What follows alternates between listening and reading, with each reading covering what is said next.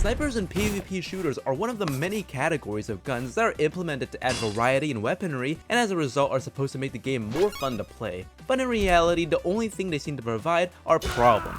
I mean, take one look on the internet and there's no shortage of discussions and debates about them. There are many aspects of snipers people have a problem with. However, my gripes of snipers are an all-encompassing criticism of them as a whole. I am very much a shooter games guy, having spent thousands of hours across a myriad of shooters from differing genres. And I say all this because I want you to know that I formed such a negative opinion on snipers because of my extensive experience with them. So, let's begin with what is unmistakably the most contentious quality of snipers: their tendency to be an absolute balancing nightmare. Snipers as a concept are weapons that specialize in having high damage and high range. This makes them extremely susceptible to being mishandled when it comes to game balance, because at its extreme, high damage means one-shotting anybody, and high range means outranging everybody. And you can quickly see how that can lead to a weapon that is both overpowered and impossible to counter. With that being said, I believe that the reason snipers are often unbalanced stem from two general issues that require specific attention but are often inadequately addressed. That being a sniper's effective range, and the options to effectively counter a sniper. As a general rule, the role of a sniper is the antithesis of the role of a shotgun. Sniper, long-range engagements. Shotgun, close quarters combat. That should be obvious, right? Unfortunately, developers seem to have a hard time confining snipers to their role, and often perplexingly make snipers viable at practically every range, even at close range where they're supposed to be least effective at. Shotguns are effectively useless if you don't use them at close to mid-range, but snipers on the other hand are often seen in many shooters being used at mid or even close range and to great effect. On top of that, for most guns, you can simply just walk out of their effective range. Meanwhile, it's quite literally not possible to walk out of the effective range of a sniper because it's practically infinite. What I'm getting at is that when you have a type of gun that has a time to kill of 0 seconds that also outranges every other kind of gun, it sort of completely supplants them, making matchups against snipers a very one-sided battle. I'm obviously being a bit hyperbolic though. Snipers are not better in every situation, and other types of guns all have benefits unique to themselves that a sniper can't replicate, which is what is supposed to balance out all the guns, of course. However, my point is that when snipers are given unrestricted effective range, they often can do the job of other kinds of guns better in quite a few situations when they really shouldn't, because their ability to one-shot at any range means they'll always have a range advantage. What do we do? And they'll always have a faster or equal time to kill against every other kind of gun, no matter the distance. Now, snipers being too effective at every range is a big issue, but an even bigger issue is the problem of snipers not having proper counters to them. In P-Bean's video about snipers, he says, "Just because something, anything, is weak in one situation does not mean it can't be too strong in a different situation." And I'd like to use this point since he is completely correct. It's an important piece of the puzzle when it comes to why snipers are often so difficult to play against. Even when developers solve the issue of snipers being viable at distances where they shouldn't be, by adding things such as having to wait up to charge up damage of a sniper, slow aim times of scopes, inaccurate hip firing, or whatever it be, it should also be the case that counters of snipers are available on top of that. Without them in a shooter, using a sniper will rarely incur much risk, and as such, they become too powerful despite being weak at close range. However, the question of how snipers should be countered is not an easy thing to figure out, and is affected by multiple factors in a shooter. But we can analyze the issue by discussing what I like to call the problem of information and the problem of retaliation. A simple fact in shooter games is that you can't find an enemy if you can't see them. It's often the case that when you die to a sniper, you'll have no idea where they even were because they're often so far away. And it makes for an incredibly unfair interaction. So, that means snipers need to give out adequate information about their location for them to be fair to play against. The extremely powerful ability that snipers have to one-shot from any range should be at the cost of exposing your location because it adds risk to using a powerful weapon, and a high risk but high reward is the whole thing we're going for when it comes to balancing. There's a lot of ways snipers can provide information on their location. Bullet trails, muzzle flash, scope glint, giant lasers, minimap indicators, or even just the sound of a sniper shot in the distance. However, in my personal opinion, a majority of these methods of providing information are inadequate because many allow snipers to still go undetected for the most part. It's why I think that you should be able to tell exactly where a sniper is the moment they are in position to one-shot you. Otherwise, you don't get a say in whether or not you immediately die. Oh my god, brother, what is that angle? Now let's move on to the problem of retaliation. This refers to what avenues are available in actually trying to kill an enemy sniper. Knowing the location of a sniper means jack squat if you can't actually do anything to kill them, and unfortunately, this is a kind of really complicated issue to solve.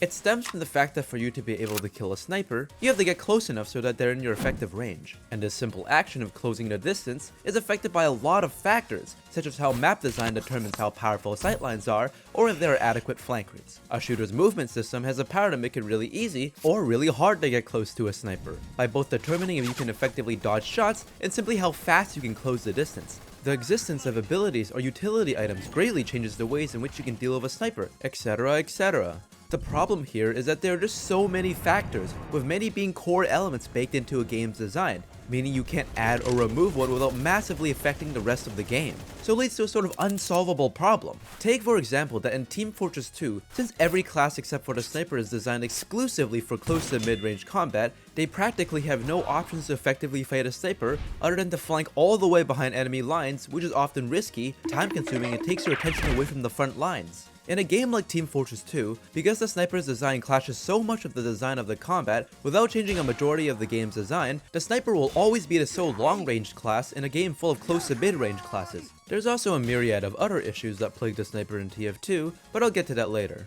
What this all means is that in any shooter game with a core design that doesn't lend itself well to providing counters for snipers, the most you can do is just never expose yourself. Just don't walk into any potential sniper sightline ever, I suppose, which is just terrible because A, you're not actually physically retaliating against the sniper, and B, since you can't fight back, it makes snipers extremely oppressive and unfair to play against. From all I've said so far, it should be evident by now that snipers have a lot of problems that need to be solved that often don't have many solutions. So it's easy for an aspect of snipers to slip by without adequate consideration and become unbalanced.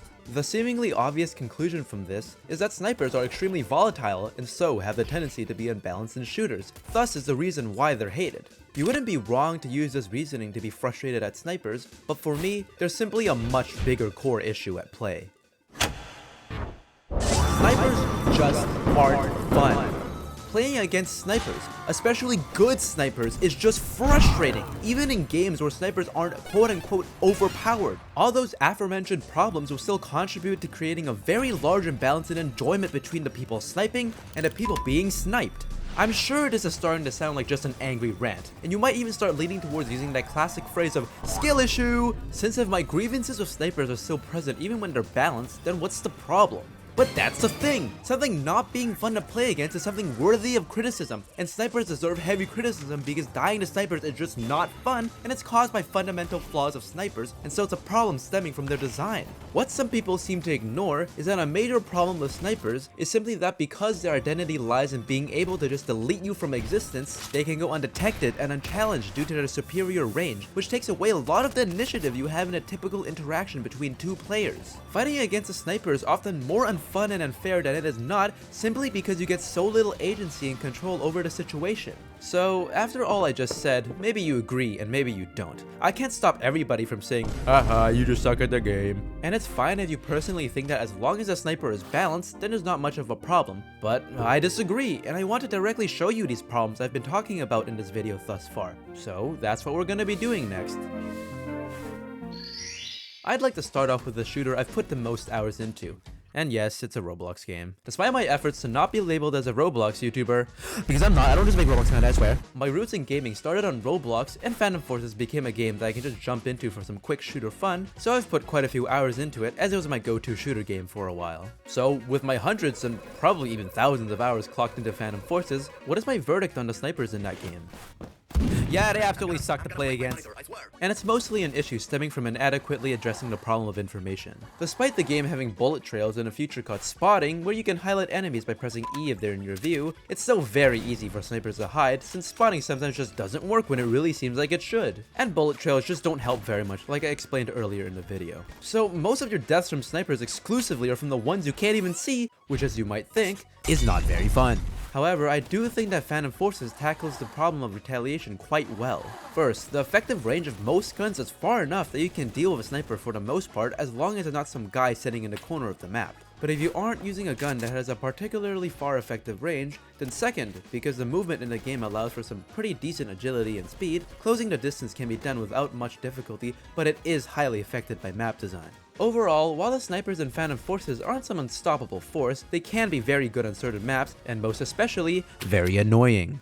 Following the pattern, I'm now going to cover the game that I have the second most hours in. On Steam it says I have around 175 hours right now, but I'm combining it with the hours I have on the Roblox version, since Typical Colors 2 is literally a copy of Team Fortress 2, and I only played TC2 back then because of storage limitations on my potato of a laptop. There isn't a way to exactly determine the hours you have on a Roblox game, but I'm guessing that I've clocked in over 500 hours in TF2 and TC2 combined. Now interestingly, the thing is, the sniper in both games have one major difference. In TF2, every sniper has a red dot that appears wherever they're aiming. Meanwhile in TC2, the red dot has been completely thrown out in favor of this big ass sightline laser. So with this pretty massive difference, how do they compare when it comes to their balance? Well, they both don't look too great, but I'm going to start with Team Fortress 2.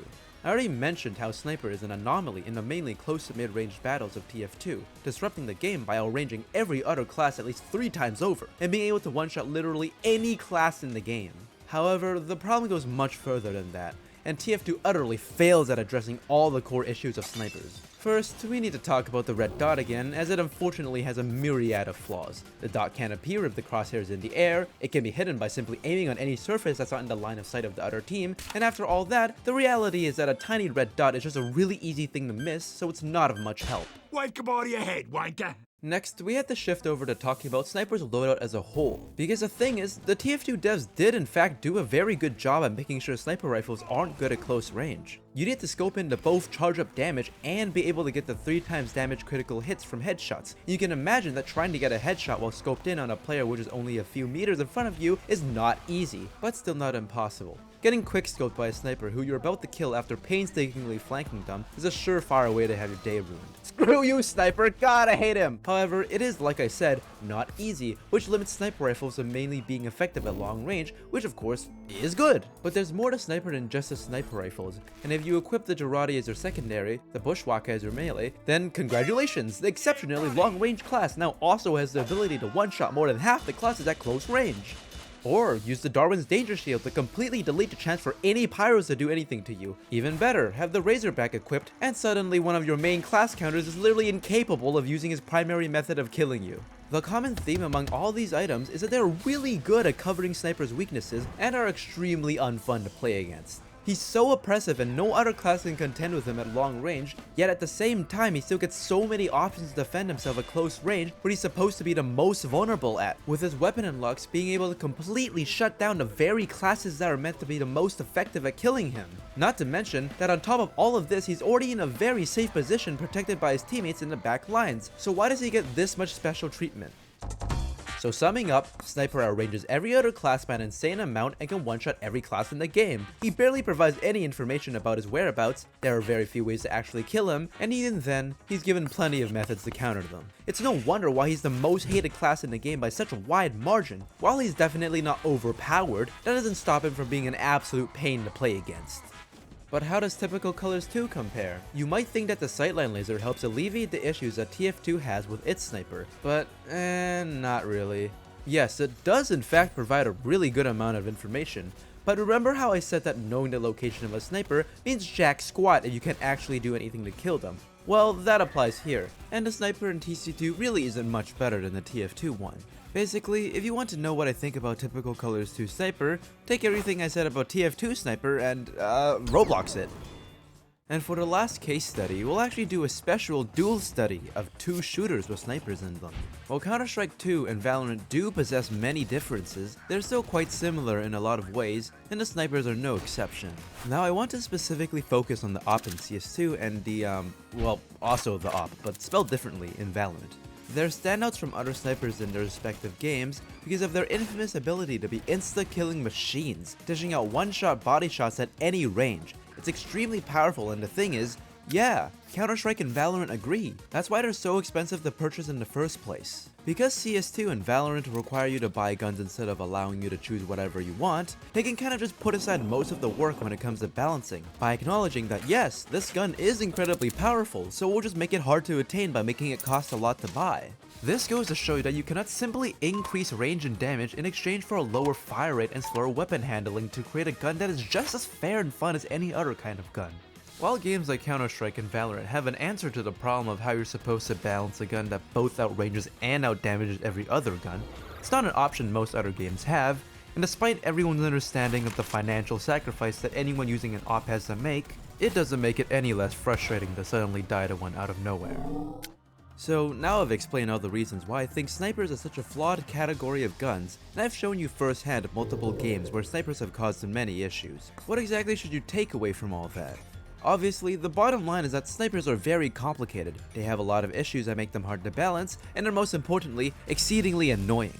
So with all of that in mind, what instead makes for a sniper that's both balanced and fun to play against? Well, here's my attempt to figure that out, and propose solutions that address the issues I've laid out that snipers have. First, we need to establish that snipers are the guns that sacrifice fire rate and close range effectiveness for high damage, accuracy, and range. Snipers should be relatively confined to these traits, meaning a combination of these should be present in all snipers. Remember, what we want are snipers to be snipers, and not shotguns. Second, snipers should provide information about their location and have ways to do something about a player using one. That means players should both easily be able to locate a sniper and easily find themselves with options to physically retaliate against one. I personally believe that sniper scope glint would be a great standard when it comes to providing information, because unlike other methods who only provide information after a sniper has taken a shot, sniper scope glint constantly reveals a sniper's location even if they haven't fired yet. As for how snipers should be countered, now that is a difficult question to answer, as I highlighted just how dependent it is on the already existing systems of a shooter game. You can't just add Titanfall 2 movement to any shooter on a whim, and not every game is Counter-Strike where you get to use flashes and smoke grenades.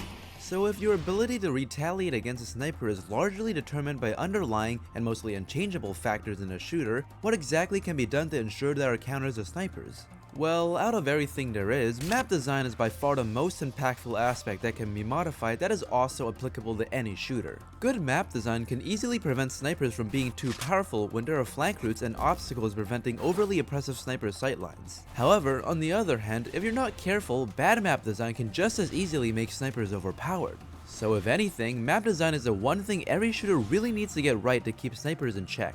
Past that, another possible mechanic you can implement for snipers is to make their bullets projectile based, which is a quite effective yet underrated way to make fighting a sniper more fair and fun. In comparison to hit-scan snipers, erratic movement suddenly becomes considerably more effective in evading a sniper, therefore it's easier to close the distance. The catch is that obviously not all shooters have projectile-based guns, and are instead exclusively based on hit-scan combat, so implementing projectile-based bullets for only snipers would take extra effort, be an outlier amongst every other gun, and plus it no doubt completely changes how a sniper feels to use. So that's it.